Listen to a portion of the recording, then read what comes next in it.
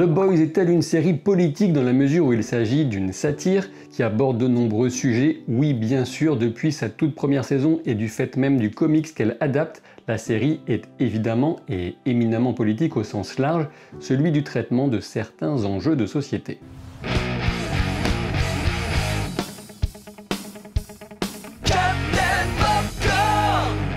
Les épisodes 4 et 5 confirment, à mes yeux, la qualité de cette saison 3, plus mouvementée, imprévisible, rythmée que la deuxième. Attention, cette vidéo est full spoiler, donc voyez les épisodes avant d'aller plus loin. Je vais revenir sur quelques détails et souligner les parcours de certains personnages, mais j'ai envie de commencer par cet énorme twist, celui du remplacement de Stan Edgar par Homelander, qui a perdu ainsi son dernier garde-fou. Je suis ravi de ne pas avoir vu venir ce coup de force aussi tôt dans la saison et je me demande si Stan Edgar ne conserverait pas un atout dans sa manche, mais j'y reviendrai dans la partie théorie en fin de vidéo. Quoi qu'il en soit, la trahison de Victoria est très bien amenée puisqu'elle est à la fois logique et pourtant difficile à prévoir. La scène qui voit l'injection du composé V fourni par le protecteur pour la fille de Victoria est d'autant plus choquante qu'elle vient souligner que Victoria est convaincue qu'avoir du pouvoir est la seule façon de se faire une véritable place dans ce monde hostile.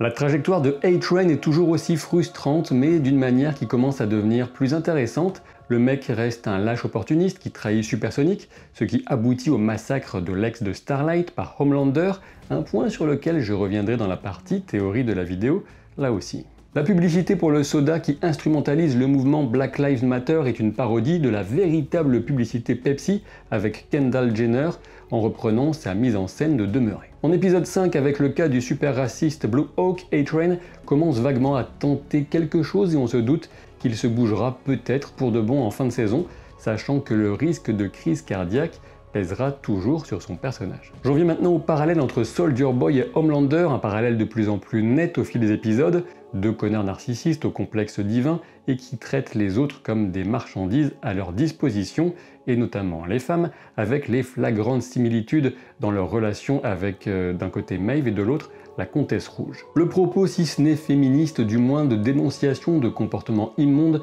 chez de nombreux hommes, malheureusement se poursuit en épisode 4 avec la fameuse scène de Kimiko, une scène de combat peu orthodoxe, si vous voyez ce que je veux dire, et si j'ose dire en parlant de la Russie. Peu orthodoxe, Russie, tout ça. Bon. Malheureusement, le petit scénario secondaire autour de Kimiko, du Frenchie et de Nina ne semble pas vraiment passionnant pour le moment. Alors certes, on a eu le joli numéro de comédie musicale en épisode 5, c'était plaisant, mais jusqu'à preuve du contraire, ce n'est pas ce qu'il y a de plus passionnant dans la série, même si cela vient illustrer directement la façon dont Butcher instrumentalise, lui aussi, ce qui l'entoure. Peut-être qu'un éventuel sauvetage du Frenchie par une Kimiko dépourvue de pouvoir pourra s'avérer plus passionnant. Si les choses se déroulent ainsi, devra-t-elle sacrifier sa parole retrouvée pour sauver celui qu'elle aime en prenant du V temporaire? On le saura peut-être. Question qui nous amène à deux éléments majeurs de cette saison, le V temporaire et son enjeu moral d'un côté, et les capacités du Soldier Boy de l'autre. Parlons d'abord de Soldier Boy qu'on voit forcément comme celui qui pourrait tuer Homelander, et l'idée que cela survienne véritablement à la fin de cette saison 3 semble quand même absurde pour la simple et bonne raison qu'Anthony Starr est tout simplement indispensable à l'équilibre de la série. D'une manière ou d'une autre, cette idée ne fonctionnera pas, Soldier Boy sera vaincu ou pire, il s'alliera à Homelander, même si on imagine mal l'un comme l'autre se laisser disputer le premier rôle. Concernant le V temporaire, c'est un élément parfait pour brouiller encore davantage les limites déjà bien floues entre les protagonistes et les antagonistes, notamment du côté de Butcher qui se confirme comme la quintessence du salopard revanchard manipulateur sans scrupules. On remarque en début d'épisode 5 que Butcher voit un instant son frère Lenny à la place de Yui qui vomit là dans un lavabo complètement crade.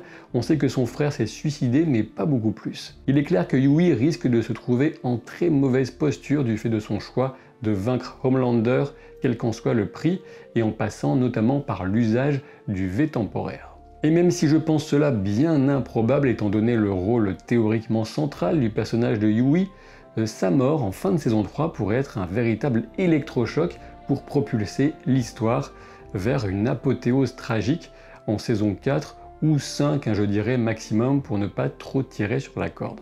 De mon point de vue, et de plus en plus, je l'avais déjà dit, c'est Annie alias Starlight qui devient la seule héroïne véritable du show, sans oublier toutefois la crème qui semble vraiment tracer la ligne rouge, comme il le désigne de son côté, en refusant de céder à la tentation du V temporaire.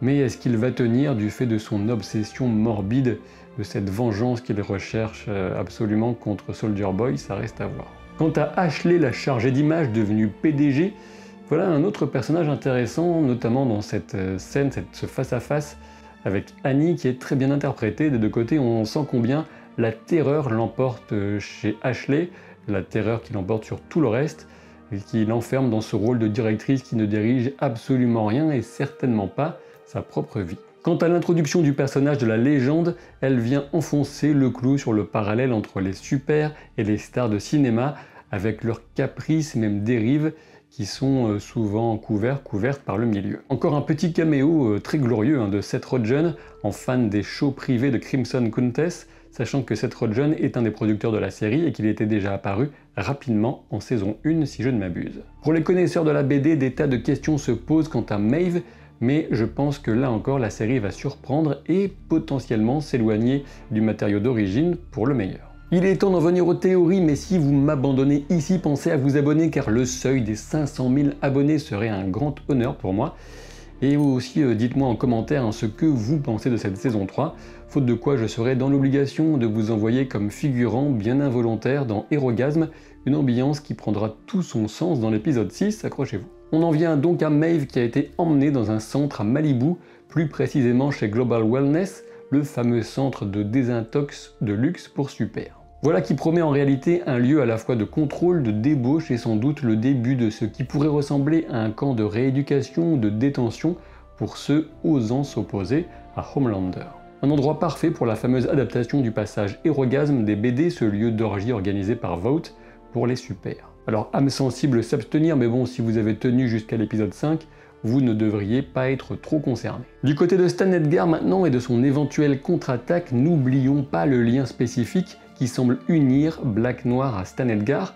En saison 2, Stan contrôlait Black Noir à distance pour s'en prendre à l'équipe de Butcher, souvenez-vous. Et cela me semble un élément essentiel car, pour l'instant du moins, tant que Homelander ne pète pas totalement un plomb, l'affrontement consiste surtout en une guerre d'images et d'informations. Sachant que Homelander semble ignorer la loyauté de Black Noir à Stan Edgar, sachant notamment qu'il utilise Black Noir pour capturer Maeve en épisode 5, je me demande comment Stan Edgar pourrait bien mettre à profit les éléments compromettants ainsi récupérés et sans doute enregistrés. Après tout, Stan Edgar considère les super comme un produit de plus en plus problématique et il pourrait travailler à un plan pour tous les discréditer et reprendre le contrôle d'une multinationale qui aura grand besoin de lui, car s'il y a bien un pouvoir supérieur à celui de Homelander, c'est bien celui de l'argent et de la spéculation financière, et ça la série l'a déjà critiqué. Autre questionnement théorique, le destin de Supersonic qui potentiellement pourrait ne pas être mort.